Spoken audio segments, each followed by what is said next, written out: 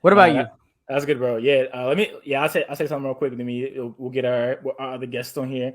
Um, but yeah, holding to the perspective that, hey, we're eternally secure, that God holds us in His hands, right? Like John 6, John 10, Jesus talks about in those chapters of like of calling his sheep and calling his people, right? And pretty much he says to the Pharisees, I believe in John 6, or no, John 10, that hey, my sheep know me, I know my sheep, I know my own sheep, right?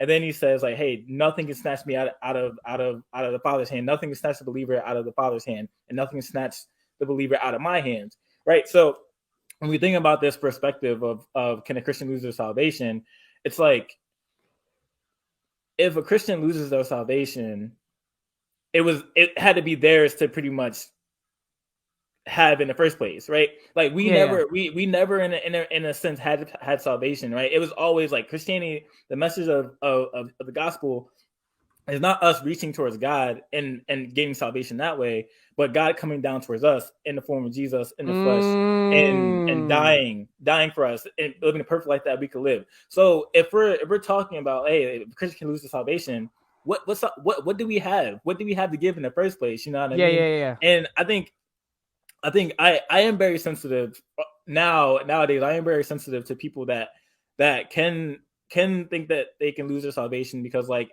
you do see like now, especially, that there are people that have been genuinely walking with Jesus that are now turning away from the faith, which it sucks, Some right? OGs and pioneers in like the CHH So space and stuff like that too, right? facts, bro, and it kind of makes you think like, dang, like maybe a Christian can lose their salvation, but honestly, the only person or the only people that know the end of the story is the Yeah. Trinity. It's God, Yeah, right? yeah. So like Yeah. we don't know if like dudes like Fanatic or anybody else that has left the faith, like a Joseph Solomon, we don't know if they're gonna come back to the faith. Oh, that's only for God to know, right? So yeah, I term security. I hold firm on that. Um, and yeah, but I am open to hearing other opinions, though. I want to know Yeah, what bro. everyone else has to say. Another question that I kind of asked myself, right? Like when Jesus rose, right? He said all authority has been given towards him, right? Yeah. Um and walking away from the faith, I try to put this in perspective. I try to say like if you can walk away from the faith, that means that and Jesus is saying that you're his. That's saying that your human will is actually, you're implying that your human will is stronger than the grace of God, right? Mm. If that's the case, does Christ have authority over everything? That's the question I have to ask myself then, That's because a bar. That's a yeah, because bar. I start to think about it in a theological, like a theological stance. No, no, no, not theological, philosophical stance, right? Where Yeah. it's like Christ has all authority, but if I have, if I have, if I walk away from Christ, and he's saying that I'm his and that nothing could snatch me out of his hands, how Mm. how then how then is Christ, is he actually at authority, at the authoritative level? Like because my human will is saying no, I'm walking away from Christ. So he doesn't have, does that mean that Christ doesn't have power over my life? That's the kind of questions I ask myself, because can that argument stand up outside of that argument, if you know what Yeah. I'm saying? Like if they like completely remove it from the context of salvation, right? Put it into a context of anything else. If anything were to change, quote unquote, from the plan of God, or even just walk away from the authority of Christ, it doesn't have to be salvation, it could be anything, right? Does Christ have authority over everything? That's the question then you have to ask yourself. So it's like that's where it starts getting tricky, because then there's other sides of the argument here. Now you're dealing with free will. You're dealing Yeah. with you're dealing with there's so many, this is why this is such a good topic to discuss, because there's so many layers to it, right? Like if you're totally rejecting free will, right?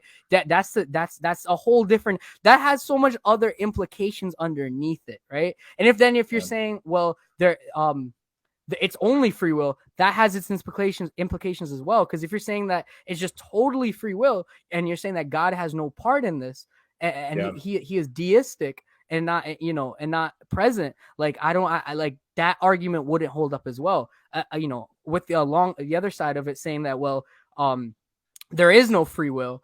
I feel like excuse me, that argument is like you have to put that argument outside of this argument, right? And then say like, all right, well, if there is no free will, then where does the problem of evil come from, right? You have to start talking about the problem of evil, and it's like, if there is no free will, then Satan, the enemy, didn't have a choice to go against God. And then you have to ask that question, well, he clearly made a choice to go against God, right? So it's like free will does exist. You know, the angels that turned away from heaven, they turned away, you know, they made a choice to go against God. So it's like the problem of evil is not on God, right?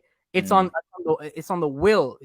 We see the problem of evil started with Satan choosing to go against God, right? So then that argument can't hold up outside of the discussion of salvation, because it's clear that we do have a free will, at least from my understanding, right? It's clear that we do have free will. So it's like, if you're trying to say that it doesn't exist, free will doesn't exist here, you're saying that God has created the problem of evil, and that is not true. God has not created evil. God is good and just and 100% perfect.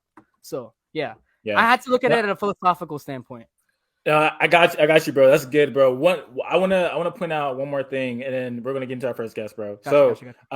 I was reading through and kind of preparing for this, right? I was reading through Jude, right? The book of Jude, right? And it's like some really good gems in there, right? But towards the end of Jude, right, like in 17 all the way to 24, right, it kind of wrestles with this sense of like us having free will and also God being the one that's keeping us secure and safe, right? So Jude